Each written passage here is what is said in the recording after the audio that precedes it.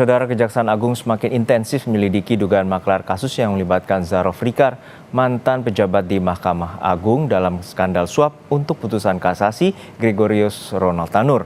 Menurut rencana, hari ini Kejagung akan kembali memeriksa Zarof. Penyidik Kejagung akan mendalami perkara yang menjerat Zarof Rikar. Kasus ini menyita perhatian publik setelah Kejagung menemukan uang tunai hampir 1 triliun rupiah saat melakukan penggeledahan di rumahnya. Penyidik telah mengidentifikasi sumber sebagian besar dana itu berasal dari peran Zarof sebagai maklar kasus di Mahkamah Agung sejak tahun 2012. Sebelumnya, penyidik juga telah memeriksa keluarga Zarof, yakni anak dan istrinya, bertujuan untuk menelusuri bukti lebih lanjut terkait dugaan aliran dana yang mungkin berkaitan dengan suap dan gratifikasi. Sebelumnya, Kejaksaan Agung menggeledah rumah mantan petinggi Mahkamah Agung Zarof Rikar yang menjadi tersangka dugaan gratifikasi maklar perkara Ronald Tanur. Penggeledahan dilakukan sebanyak 2 kali untuk mencari bukti tambahan baru terkait dugaan pemufakatan jahat dalam perkara Ronald Tanur. Mantan pejabat tinggi MA Zarof Rikar menjadi sorotan karena di rumahnya ditemukan sejumlah mata uang asing bernilai hampir 1 triliun rupiah dan emas seberat 51 kg. Informasi selengkapnya kita tanyakan langsung pada jurnalis Kompas TV Suara Azani di kantor Kejaksaan Agung Jakarta. Suara, untuk saat ini apa saja informasi dari Kejaksaan Agung terkait dengan pemeriksaan Zarof hari ini dan juga hasil dari penggeledahan kedua kalinya pasca ditemukannya uang sebesar hampir 1 triliun dan juga emas 51 kg.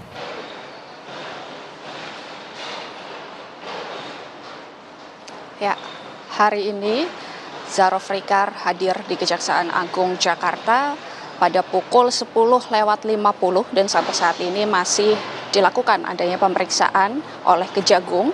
Memang rencananya awal tadi Zarof Rikar hadir pada pukul 9, tetapi memang 10:50 baru hadir sehingga saat ini masih terus dilakukan pemeriksaan dan penyidik masih mendalami mengenai adanya aliran dana yang masuk ke Zarof Rikar serta properti-properti lain yang masih diduga belum ditemukan atau masih disembunyikan oleh Zarof Rikar. Dan pada tanggal 31 Oktober lalu, Kejagung juga sudah melakukan pemeriksaan kepada keluarga Zarof Rikar, yaitu istri dan anaknya, untuk mendalami apakah sebenarnya ada aliran dana yang masuk ke keluarga. Dan untuk itu Kejagung juga belum bisa mengungkap karena sampai saat ini masih dalam proses penyidikan.